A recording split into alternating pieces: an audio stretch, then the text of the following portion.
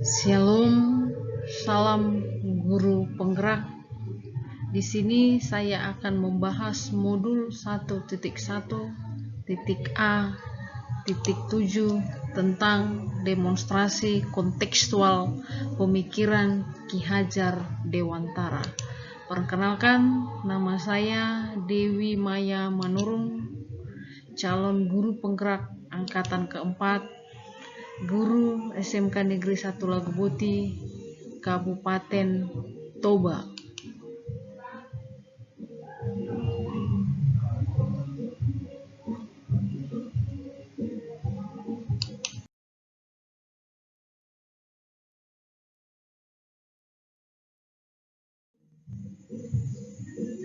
Mewujud mimpi. Kilau sinar di pagi hari menyambut jiwa yang penuh ambisi, memulai langkah menantang masa depan yang penuh harap. Kumulai dengan langkah pasti menyambut teriknya harapan, denyut nadi yang tak henti, menata langkah teguhkan tekad. Tentang kodrat, tentang zaman, walau jauh dari bayangan, setinggi bintang hias angkasa, ku akan tetap untuk membimbing. Sejuta langkah untuk mewujudkannya, seluas lautan kesabaranku, tak akan pernah kupedulikan, ku akan wujudkan impian. Oleh saya sendiri, Dewi Maya Manurung.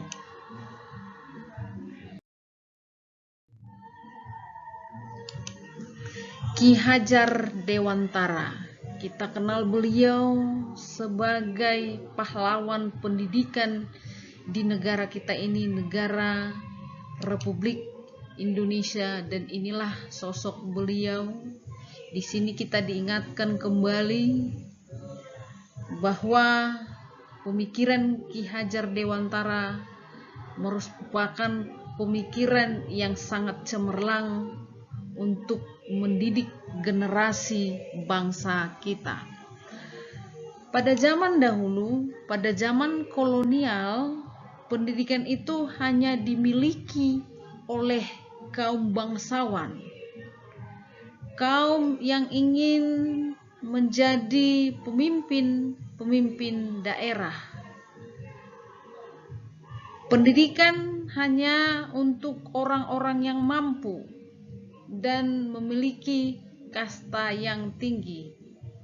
Dan melihat dari sini, melihat dari keadaan yang seperti ini, Ki Hajar Dewantara mendirikan suatu sekolah. Sekolah itu disebut dengan sekolah taman siswa, yang beliau membangun taman siswa ini. Dia berpikir bahwa setiap kaum, baik kaum lemah dan kaum yang kuat, wajib menerima pendidikan. Taman siswa itu adalah taman yang berarti tempat bermain yang menyuguhkan keindahan. Dengan tujuan pendidikan menuntut segala kodrat yang ada pada anak agar mereka dapat mencapai keselamatan dan kebahagiaan yang setinggi-tingginya, baik sebagai manusia maupun sebagai anggota masyarakat. Maka dengan tujuan pendidikan ini, maka beliau Ki Hajar Dewantara mendirikan sekolah taman siswa, sekolah pertama untuk segala kaum. Semboyan dari Ki Hajar Dewantara tentu kita ingat ada 3 semboyan Ki Hajar Dewantara yang sampai sekarang masih kita ingat, dan ini menjadi panutan buat pendidikan kita. Yang pertama adalah ingarso suntulodo, yang berarti di depan memberi teladan. Kemudian yang kedua ingmadia mangun karsa, di tengah memberi semangat. Dan yang ketiga adalah tuturi handayani, dari belakang memberi dorongan. Pemikiran dari semboyan Ki Hajar Dewantara ini merupakan suatu tujuan kita sebagai pendidik untuk peserta didik kita, bahwa mereka apabila di depan harus bisa menjadi teladan, dan apabila di tengah akan bisa menjadi semangat, dan apabila di belakang dia harus bisa mendorong untuk kemajuan.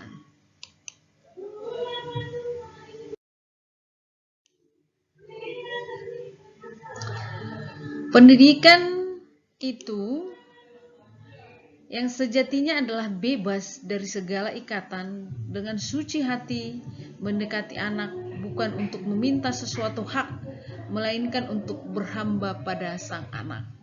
Yang berarti di sini pendidikan itu harus berpusat pada anak itu sendiri, kemudian harus menempatkan mereka pada kodratnya, yang berarti kita harus membiarkan mereka sesuai dengan keinginannya, dan ada batasan-batasan karakter yang akan kita bina buat mereka.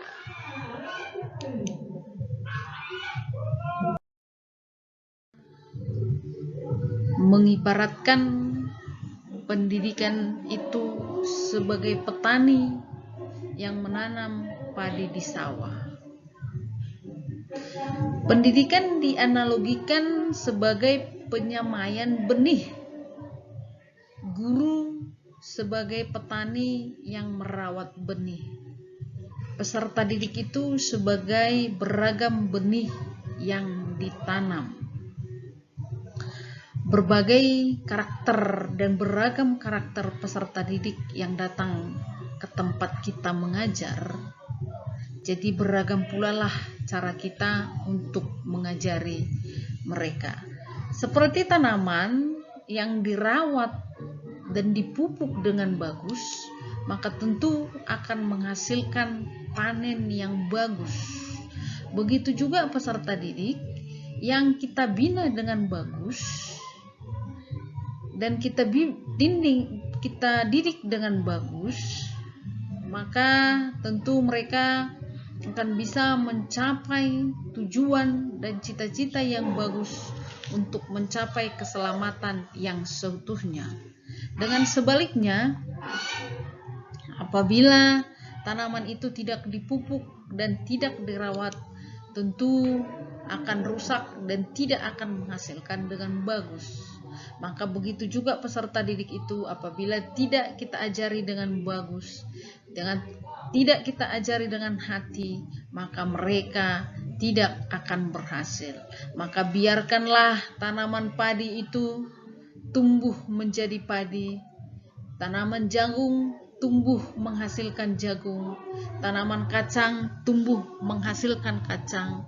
Jangan paksakan tanaman padi menghasilkan jagung. Begitu juga dengan sebaliknya. Maka kita harus bisa menempatkan kodrat peserta didik sesuai dengan kodratnya.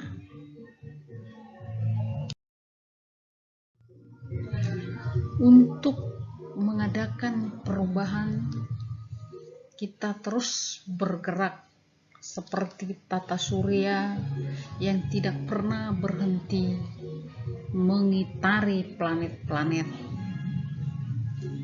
Tata surya setia melindungi planet-planet. Jadi jangan kita memaksakan bahwa Mars itu bisa menjadi bumi dan planet bumi bisa menjadi Mars. Biarkanlah dia mengitari sesuai dengan tugas dan jalannya masing-masing. Maka dengan ini kita tetap harus maju terus melakukan perubahan di dalam membimbing peserta didik. Biarkanlah peserta didik itu mengekspresikan dirinya sendiri dengan mengekspresikan apa yang kemampuannya sendiri, biarkan dia sesuai dengan jalannya dan kita hanya menuntunnya.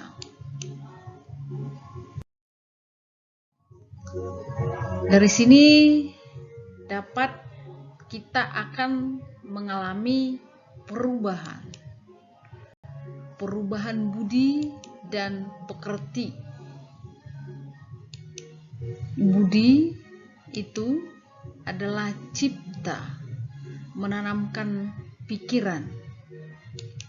Kemudian rasa, memperhalus perasaan. Kemudian memperkuat karsa, memperkuat kemauan.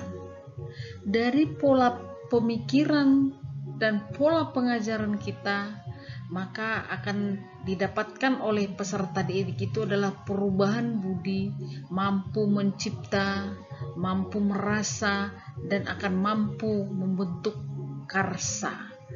Kemudian untuk pekerti, itu adalah tenaga. Kita tahu bahwa di dalam tubuh yang sehat, maka terdapat jiwa yang sehat. Menyehatkan jasmani itu adalah menumbuhkan tenaga, maka akan melakukan perubahan pekerti. Dengan perubahan dan pemikiran-pemikiran yang tadi yang akan kita lakukan, tentu kita akan mendapatkan hasil yang holistik dan seimbang. Kemudian kesempurnaan budi pekerti dan kebijaksanaan tentu akan kita dapatkan sebagai tujuan dari pendidikan. Anak-anak pun akan senang di dalam mendapatkan pembelajaran dan mereka mampu berkarya dimanapun mereka bisa berada nantinya setelah lulus dan tamat dari sekolah kita. Dan yang bisa saya sampaikan untuk demonstrasi pemikiran Ki Hajar Dewantara. Salam bahagia, salam guru penggerak.